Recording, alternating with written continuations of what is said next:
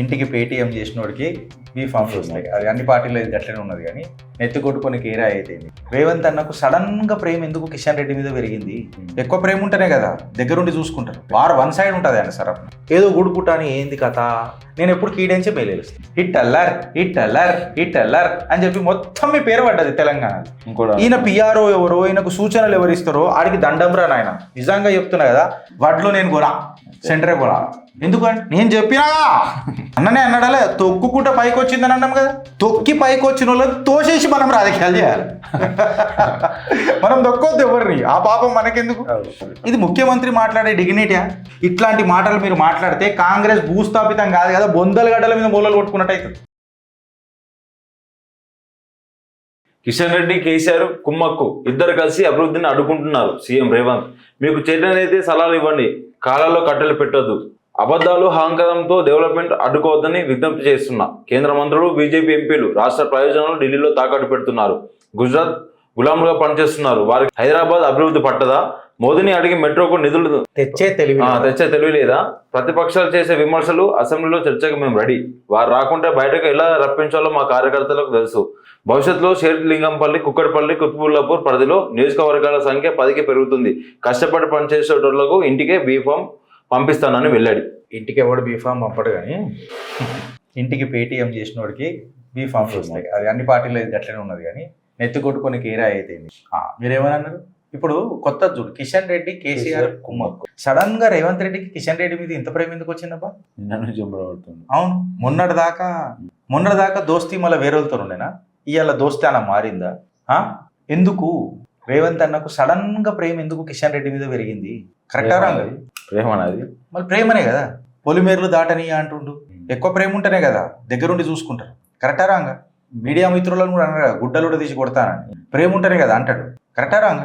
ఆయన చెడ్డోడా చెప్పను? మంచోడు ఆయన.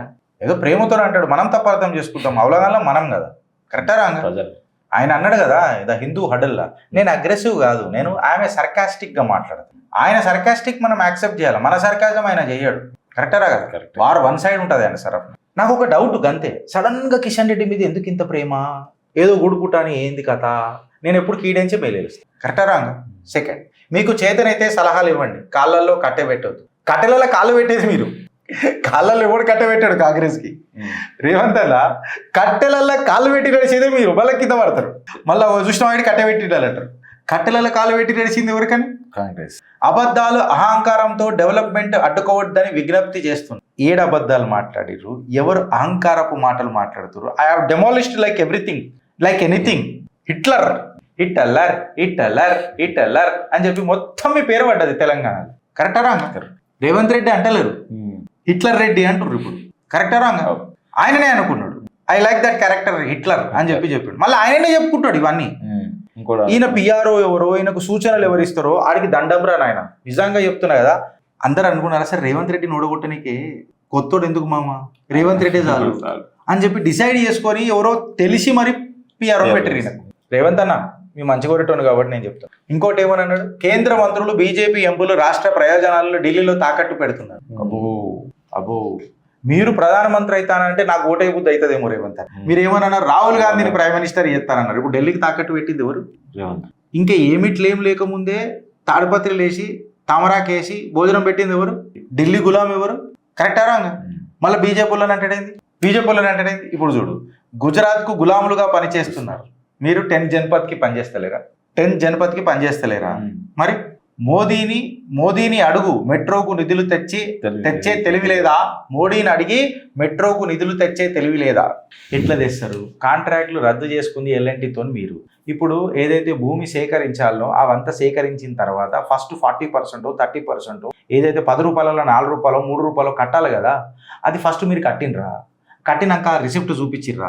ఆ రిసిప్ట్ చూపించిన తర్వాత మాట్లాడుర్రి. ఇదే చిత్రగుప్తులా నేనే అడుగుతా ఫస్ట్, మా బీజేపీలో ఎందుకు? డెవలప్మెంట్ నాకు కూడా కావాలి కదా బ్రదర్. కరెక్టా రాంగ్?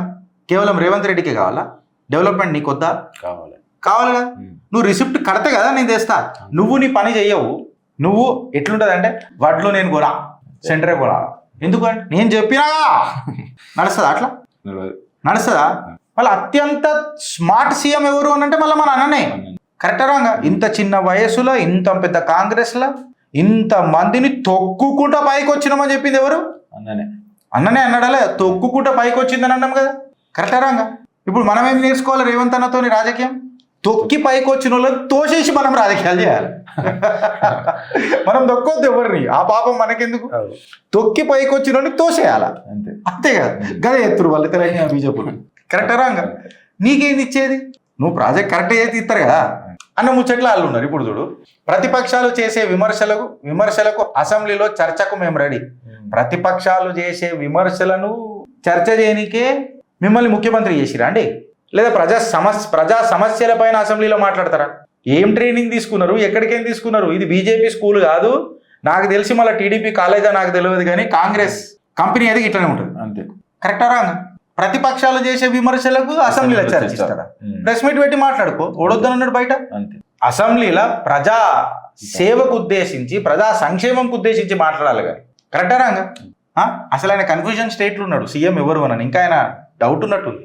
వారు రాకుంటే బయటకు ఎలా రప్పించాలో మా కార్యకర్తలకు తెలుసు. ఏంది గుడ్డలోడ తీస్తారా? ఏంది మళ్ళీ అల్లది కూడా? మీడియా అయిపోయింది. ఇప్పుడు ఎవరు? ప్రతిపక్షాల నాయకులు అలాని బయట గుంజుకొస్తారట. ఇది ముఖ్యమంత్రి మాట్లాడే డిగ్నిటీయా? చెప్పండి సార్, నేను ముఖ్యమంత్రిని అడుగుతున్నా.